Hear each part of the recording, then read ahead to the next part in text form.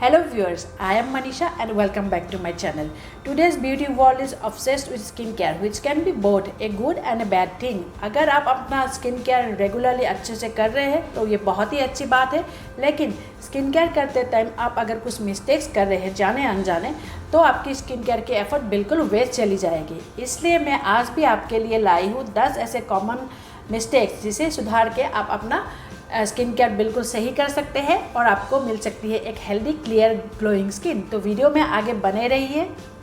ये mistake life में सभी लोग करते हैं, मैं भी करती थी कुछ साल पहले तक, लेकिन अब नहीं करती। हम लोग फेस वॉश यूज़ करने के टाइम पता नहीं इतना ज़ोर ज़ोर से प्रेशर दे के कोई ऐसे मुंह भी बना के क्यों इतना प्रेशर देते हैं और स्किन से हमको क्या निकालना होता है। लेकिन क्लेंजर को या फेसेस को अपना काम करने दें, आपको इतना प्रेशर देने की कोई ज़रूरत नहीं है। आप हल्के हाथों से 1 मिनट तक सारे स्किन एरिया को टच करते हुए अपना फेस वॉश करें तो आपको बहुत बेहतर रिजल्ट मिलेगा और जितना प्रेशर आप डालेंगे उतना ही आपका कोलेजन ब्रेक होने का चांसेस रहता है। तो इस हैबिट को आप अभी से छोड़ दें।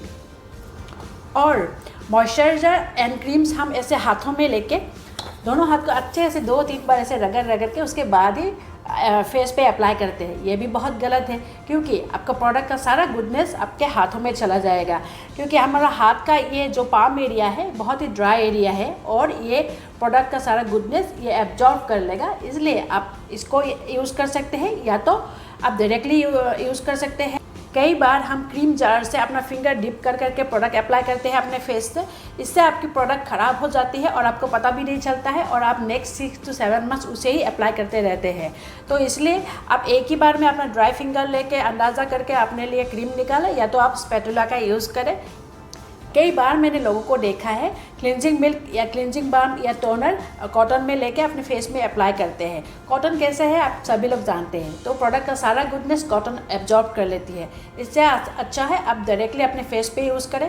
टोनर के लिए आप स्प्रे बॉटल यूज़ करें। अगर स्प्रे बॉटल आपके पास नहीं है तो आप डायरेक्टली हाथ में लेके उसको टैप करके भी टोनर आप यूज़ कर सकते हैं। ट्राई करके देखिए फ्रेंड्स। ये स्किन केयर मिस्टेक हम सभी करते हैं, इसलिए कोई भी स्किन केयर रूटीन हमारे लिए अच्छे से वर्क नहीं कर पाता। हम टोनर लगाते हैं, सीरम लगाते हैं, मॉइस्चराइज़र लगाते हैं, SPF लगाते हैं। थोड़ा सा ठहर जाइए। हर एक प्रोडक्ट के बीच में एटलीस्ट 5, 10, 15 सेकेंड का गैप दीजिए, तभी हर एक प्रोडक्ट आपके स्किन में अच्छे से एब्जॉर्ब हो पाएगी और अपना काम करेगी। नहीं तो सारे प्रोडक्ट ओवरलैप होके कोई भी प्रोडक्ट आपके स्किन में ठीक से काम ही नहीं कर पाएगा। आजकल सीरम्स बहुत ही पॉपुलर है क्योंकि ये आपकी स्किन की स्पेसिफिक कंसर्न को एड्रेस करता है और उसे ट्रीट करता है। लेकिन हम लोग एक ही साथ में vitamin C, hyaluronic acid, salicylic acid या फिर रेटिनॉल, नाइसिनामाइड सब कुछ मिक्स कर देंगे तो फिर हमको कोई भी सीरम्स का अच्छा सा रिजल्ट नहीं मिल पाएगा। सीरम को काम करने के लिए आपके फेस के क्लोज होना पड़ेगा और ऐसे भी 2 एक्टिव एजेंट मिलके आपके स्किन के लिए कोई भी अच्छा काम नहीं करेगी, उल्टा आपके स्किन को हार्म करेगी। इसलिए सीरम आप वही चूज़ करें जो आपकी स्किन की नीड है।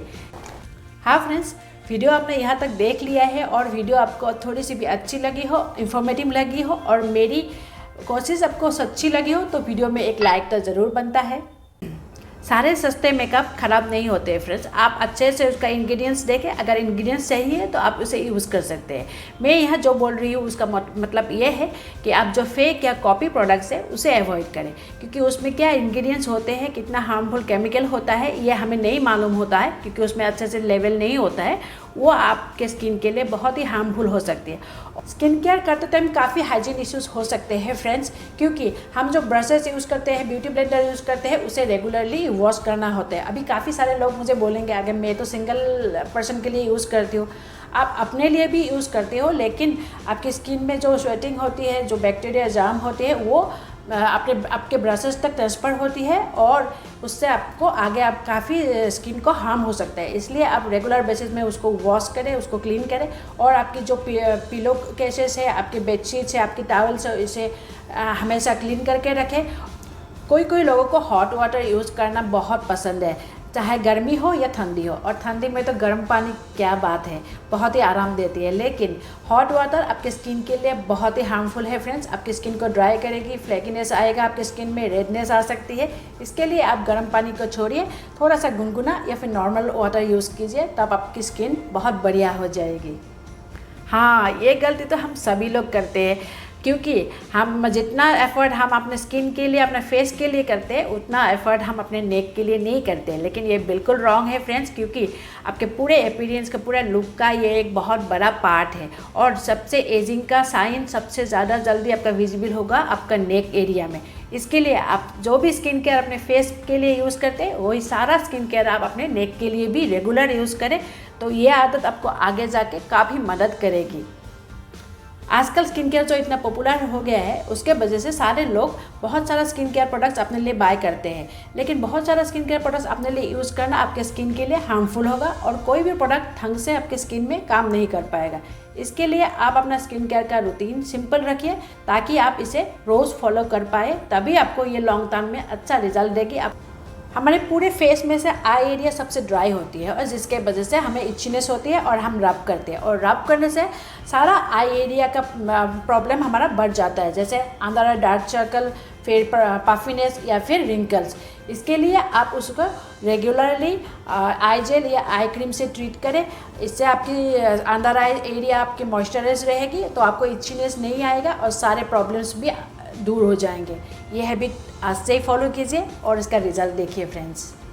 तो ये रहा 10 कॉमन स्किन केयर मिस्टेक, जिसे फॉलो करके मुझे बहुत फ़ायदा मिला था, इसलिए मैं आपके साथ ये शेयर करना चाहती थी, और जिसे फॉलो करके आपकी स्किन भी बेहतर हो जाए और आपकी स्किन केयर रूटीन भी आपके लिए काम करने लगे। तो फ्रेंड्स, मेरी वीडियो अगर आपको अच्छी लगी हो, मेरी कोशिश आपको सच्ची लगी हो, तो वीडियो को शेयर, लाइक एंड सब्सक्राइब जरूर कर दीजिएगा। मैं मिलती हूँ आपको नेक्स्ट सैटरडे। तब तक के लिए take care and bye bye.